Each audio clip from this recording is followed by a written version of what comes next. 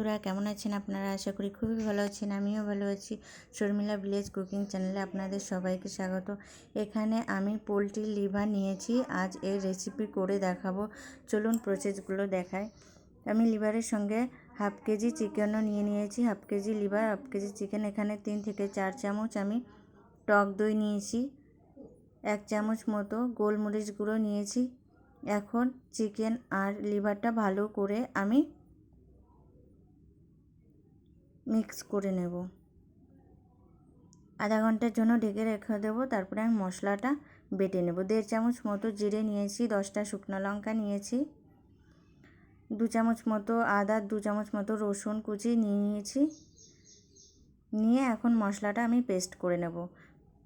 কড়াই বসিয়ে দিয়েছিলাম, গরম হয়ে গেছে। এখন তেল বসিয়ে দিলাম কড়াইতে। হাফ চামচ জিরে দিয়ে দিলাম, 2 থেকে 3টে তেজপাতা দিয়ে দিলাম। এখানে 2টো পেঁয়াজ কুচি করে রেখেছিলাম। এখন পেঁয়াজটা আমি ভেজে নেব।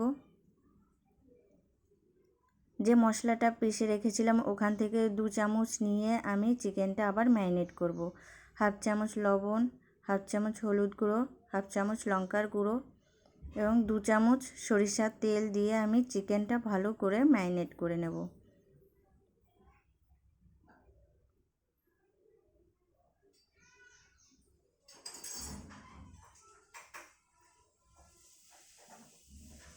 চিকেনটা ম্যারিনেট করে আমি আবার 15 মিনিটের জন্য রেখে দেব। আমার পেঁয়াজটা ভাজা হয়ে গেছে। এখানে আমি 1 চামচ মতো রসুন কুচি রেখেছিলাম। এখন রসুন কুচিটা দিয়ে দিলাম। রসুন কুচিটা এখন ভেজে নেব ভালো করে।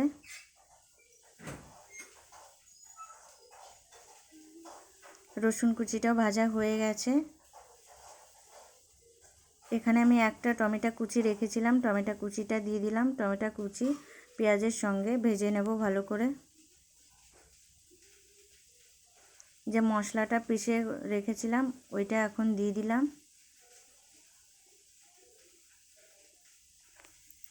একটু ভাজা ভাজা হয়ে গেছে। এখন হাফ চামচ লবণ, হাফ চামচ হলুদ গুঁড়ো আর যে মশলার যে জলটা ছিল ওইটা দিয়ে আমি এখন ভালো করে ভেজে নেব। ব্যাস, এখানে আমি আর কোনো মশলা ব্যবহার করব না।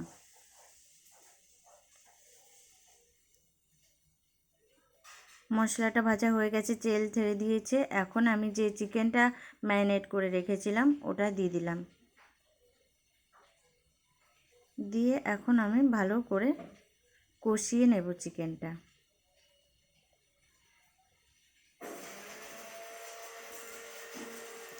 ঢেকে রেখে দিলাম। অনেকটাই জল উঠে এসছে চিকেনে। পুরো জলটা আমি শুকিয়ে নেব চিকেন থেকে।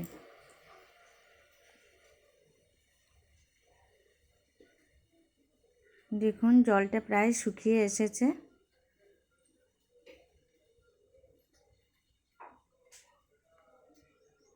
চিকেনটা যত ভালো কষানো হবে তত বেশি ভালো লাগবে খেতে। তেল ছেড়ে দিয়েছে। এখন আমি চিকেনে জল দিয়ে দেব। খুব বেশি জল দেব না, চিকেনটা ভালো করে কষানো হয়েছে, ম্যারিনেট করে রেখেছিলাম, ওর জন্য খুব সহজেই গলে যাবে। লিভারগুলোও গলে যাবে আর চিকেনটাও গলে যাবে। হাফ চামচ গরম মশলা গুঁড়ি দিয়ে দিলাম। দিয়ে একটু নাড়াচাড়া করে আর 1 মিনিট মতো জাল দেওয়ার পরে আমি এখানে ধনেপাতা কুচি দিয়ে দিলাম। আমার রান্নাটা কমপ্লিট হয়ে গেছে। বন্ধুরা, আমার রান্নাটা যদি ভালো লাগে অবশ্যই আমার চ্যানেল